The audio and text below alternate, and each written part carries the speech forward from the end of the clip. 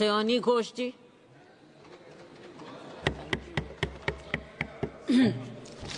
Namaskar, Madam. I thank you and my leader, Mamata Banerjee, for giving me an opportunity to speak today. And after 22 months of demanding, protesting, criticizing, shouting, the government is finally compelled to discuss Manipur and under what circumstance, when democracy is officially dead in a state of this largest democracy.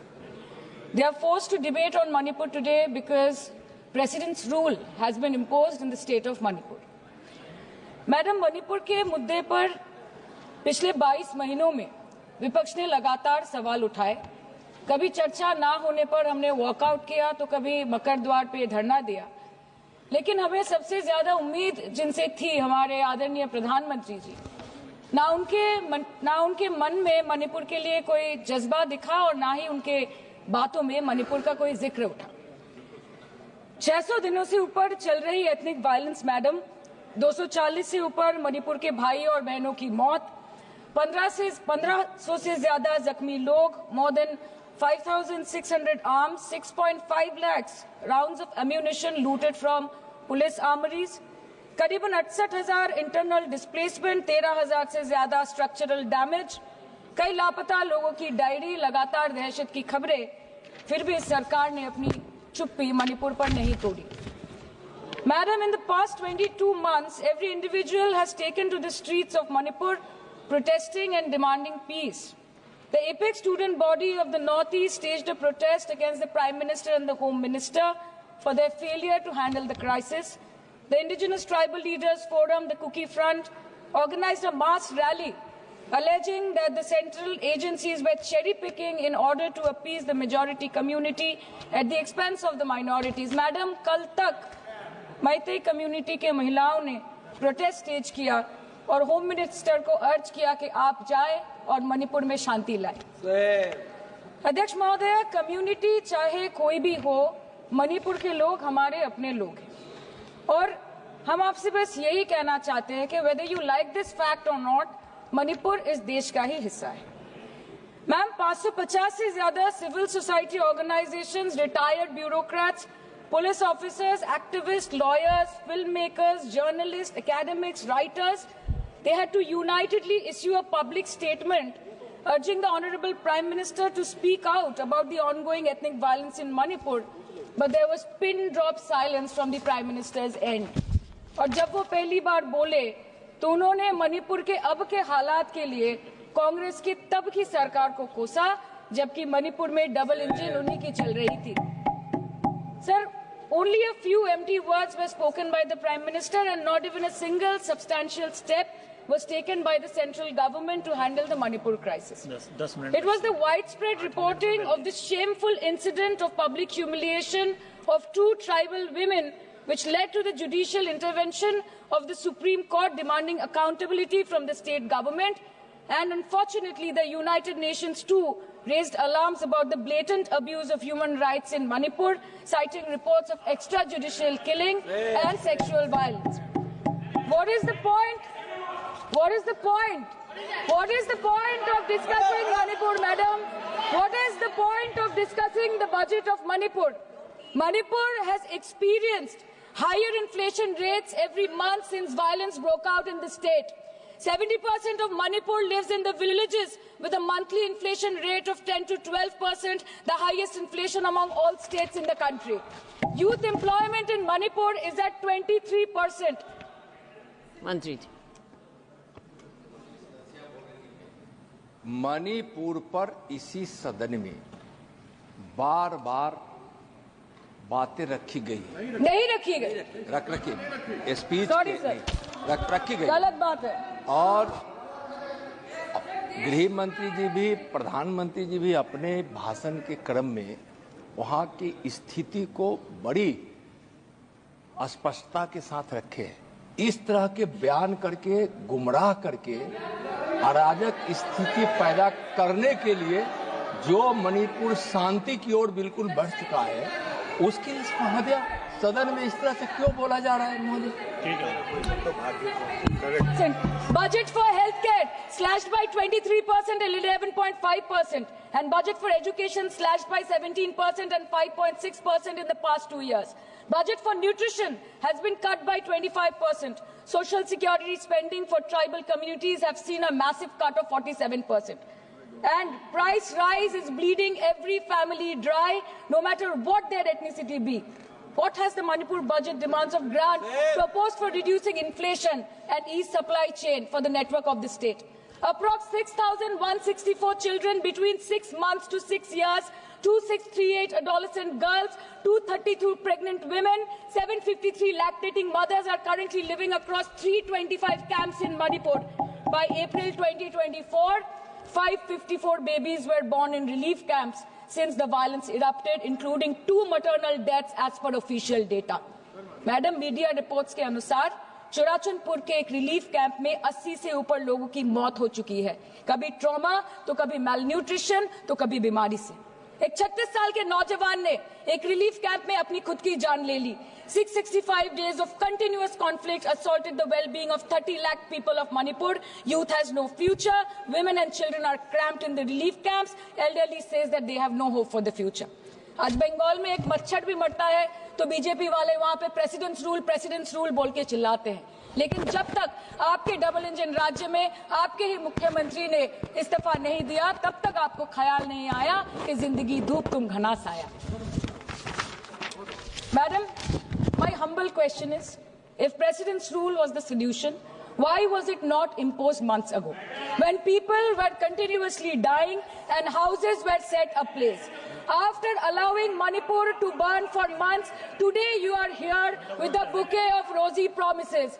Please remember, Madam, please remember, Madam, please remember कि फिर नहीं rule जो है 66, 67 and 68 president rule जिसकी ये बात कर रही हैं, वो आइडेंटिकल बिल है जो कि इस हाउस के पास है।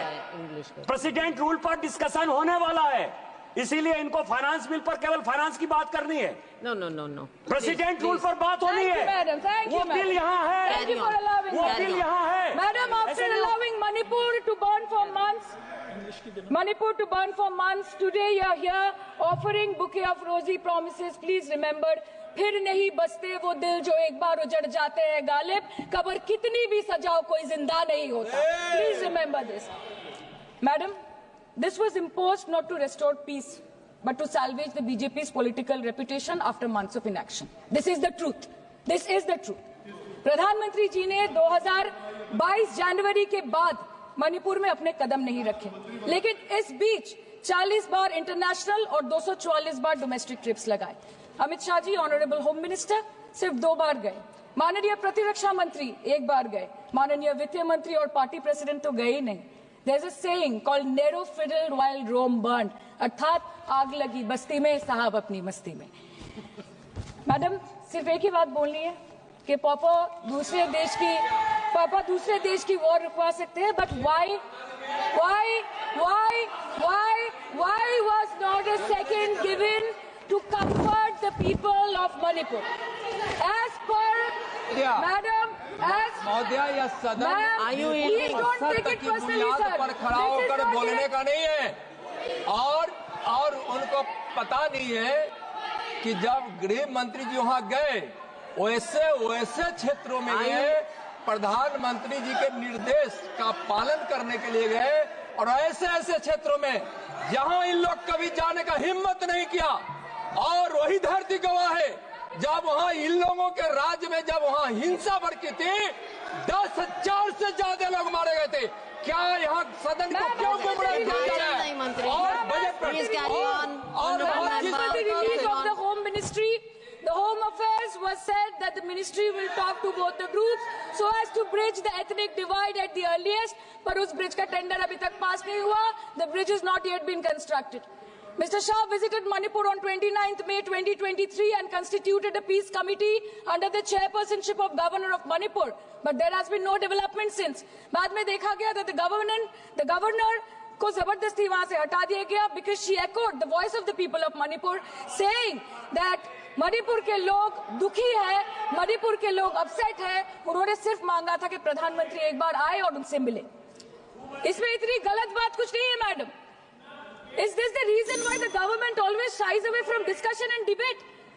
The truth is double engine ran over the people of Manipur. The double engine, your double engine ran over the people of Manipur. And on the other hand, we have our leader, madam. जब कभी भी कहीं कोई दुर्घटना घटी, जब कहीं बस्ती में आग लगी, जब कहीं आंधी उठी, हमारी लीडर वहां खुद जाके खड़ी हो गई। और जहां खुद नहीं जा पाई, वहां पे उन्होंने अपना डेलीगेशन भेजा, चाहे वो हथरस हो या लखीमपुर खीरी, चाहे वो सिंगू बॉर्डर हो या वायनाड या वो मणिपुर हो, हमेशा वो दूसरों की उम्मीदों पर खड़ी उतरी। इसलिए हम गर्व के साथ बोलते हैं, हम गर्व के साथ बोलते हैं, हम गर्व के साथ बोलते हैं कि ये बीजेपी समस्या है, ये बीजेपी समस्या है और दीदी समाधान है। बीजेपी कटी पतंग है, ममता दी पूरा आसमान है, ये बोलते हैं हम। और अंत में मैडम मैं बस इतना ही कहना चाहती हूँ कि आप मणिपुर का बजट बनाएं, सप्लीमेंट्री बजट बनाए। इस देश में मंदिर बना रहे हैं, इस देश को मंदिर बनाए, इस देश को मंदिर बनाए। नए भारत में गवर्नमेंट है पर गवर्नेंस नहीं, बजट है पर बचत नहीं, खर्च है पर रोजगार नहीं, बाग है पर बहार नहीं। ऐसे भारत को हम जानते नहीं, ऐसे सरकार को हम पहचानते नहीं। आज माननीय प्रधानमंत्री जी मॉरिशस गए, उनको हमारी तरफ से बड़ी शुभकामनाएं। एक तरफ मॉरिशस है, एक तरफ मणिपुर। मंत्री जी, यस, हाँ, एक्सक्यूज मी, बोलिए। मंत्री जी, आपसे हम यूनिट चाहते हैं madam. This is a gross abuse of the chairs intelligence. This is a gross abuse No, Minister. by an honorable member. No, you cannot. Who is you exceeding, cannot point fingers who at is the chair. exceeding, No, I'm sorry. Who is exceeding the I'm limit sorry. of a debate I'm sorry. on the I'm sorry. You appropriation cannot bill. say that. And I'm she sorry. is I'm sorry, indulging Minister. in This is- abuse of the indulgence No, that the chair is showing to her. No, And this Minister. is absolutely not acceptable. Raju Bishra In ji. this house, Raju Bishra, when the बोलिए। appropriation bill is being Raju discussed, Bishra. the rules have to be followed. Raju Bishra. Please give us a ruling on 218. Honorable member Give is us a ruling on 218. Honorable member is referring to 218. Yeah. That is appropriation. Manipur appropriation. This is Manipur. Madam. Raju Bishra. धन्यवाद madam. Raju Bishra. हो गया, इनकी बात आ गई है ma'am. हो चुका है आपका आप बैठ जाइए अब। राजू बिष्टर। धन्यवाद। हो गई बात, आ गई रिकॉर्ड पे आ गई। राजू बिष्टर।